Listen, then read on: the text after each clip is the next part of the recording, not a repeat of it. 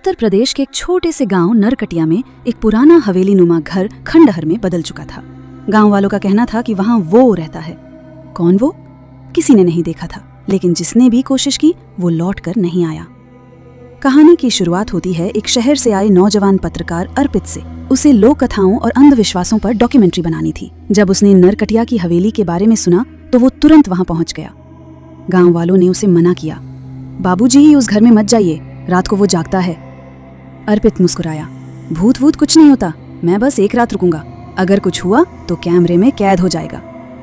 अर्पित हवेली में शाम को पहुंचा। दीवारों पर पुरानी काई जमी थी, खिड़कियां टूटी हुई थीं और दरवाजे की चौखट पर सिंदूर का टीका दिखा। शायद किसी ने तांत्रिक उपाय किया था।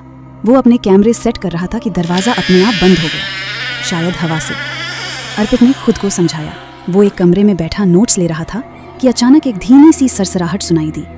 उसने इधर उधर देखा, कोई नहीं।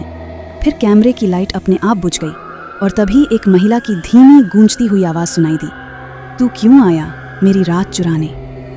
अर्पित घबरा गया। वो भागा कैमरे की ओर, लेकिन कैमरे की स्क्रीन पर कुछ अजीब दिखा।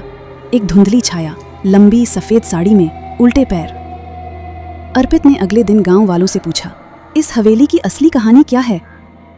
एक बुजुर्ग दादी ने कांपती आवाज में बताया, बहुत साल पहले इस हवेली में ठाकुर रणवीर सिंह रहता था। उसने एक तांत्रिक से अमरता का मंत्र मांगा। तांत्रिक ने कहा, मानव की अंतिम सांस को समेट कर रखोगे तभी अमर हो सकोगे। फिर ठाकुर ने एक लड़की गौरी को हवेली में बंद कर दिया।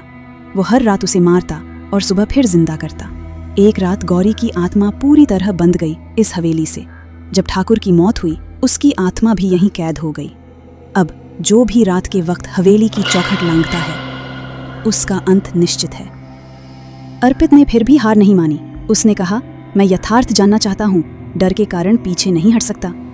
रात 12 बजे उसने फिर कैमरा ऑन किया और जैसे ही हवेली की चौखट के पार गया, उसे जमीन कांपती महसूस हुई। कमरे की दीवारें लाल हो गईं, जैसे खून रिस रहा हो।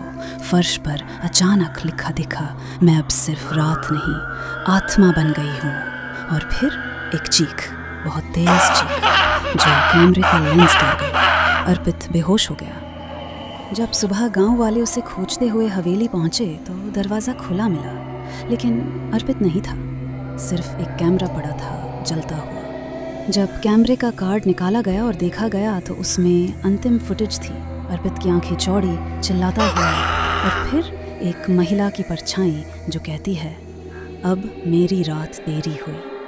तब से हवेली को रात की चौखट कहा जाने लगा, क्योंकि जो भी उस चौखट को रात में लांघता है वो फिर लौट कर नहीं आता।